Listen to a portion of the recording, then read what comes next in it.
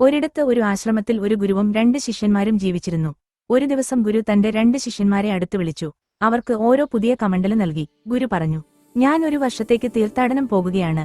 ഞാൻ യാത്ര കഴിഞ്ഞു മടങ്ങിവരുമ്പോൾ ഈ കമണ്ഡലു ഇതുപോലെ തന്നെ എന്നെ തിരികെ ഏൽപ്പിക്കണം. ഗുരു യാത്ര പുറപ്പെട്ടു. ശിഷ്യന്മാർ ഗുരുവിനെ യാത്രയാക്കി.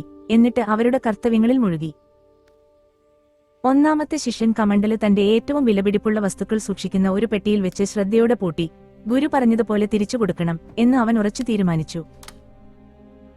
രണ്ടാമത്തെ ശിഷ്യനാകട്ടെ ഗുരു നൽകിയ കമണ്ഡലു ദിവസേന പൂജയ്ക്കും ജലസംഭരണത്തിനും ഉപയോഗിച്ചു. ഒരു വർഷം കഴിഞ്ഞു. തീർത്ഥയാത്ര പൂർത്തിയാക്കി ഗുരു ആശ്രമത്തിലേക്ക് മടങ്ങിവന്നു. ഗുരു ശിഷ്യന്മാരെ വിളിച്ചു പറഞ്ഞു, ഞാൻ നിങ്ങളെ ഏൽപ്പിച്ച കമണ്ഡലു കൊണ്ടുവരൂ.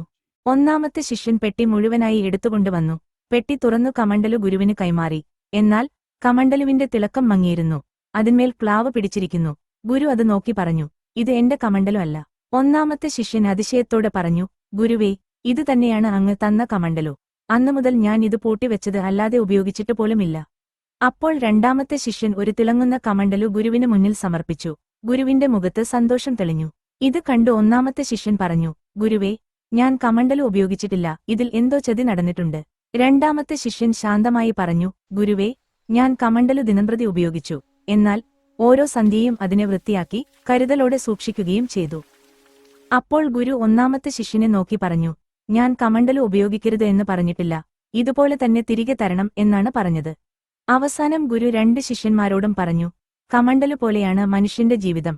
ഉപയോഗിക്കാതെ ഇരുന്നാൽ അത് ക്ലാവ് പിടിക്കും. ഈ കഥയിൽ നിന്ന് നിങ്ങൾക്ക് എന്ത് മനസ്സിലായി എന്ന് കമന്റ് ചെയ്യൂ. എന്റെ കുഞ്ഞുങ്ങളെ, ഈ കഥ നിങ്ങളുടെയൊക്കെ ഹൃദയത്തെ ഒന്ന് തൊട്ടിട്ടുണ്ടെങ്കിൽ അമ്മൂമ്മയെ സന്തോഷിപ്പിക്കാൻ ഒരു ചെറിയ ലൈക്ക് കൊടുത്താൽ മതി കേട്ടോ. നല്ല കഥകൾ ഇഷ്ടപ്പെടുന്ന നിങ്ങളുടെ കൂട്ടുകാർക്കും ഇത് ഷെയർ ചെയ്ത് കൊടുക്കണേ. നല്ല നല്ല പ്രചോദന കഥകൾ കേൾക്കാൻ ഈ ചാനൽ സബ്സ്ക്രൈബ് ചെയ്യാൻ മറക്കല്ലേ കുട്ടികളെ.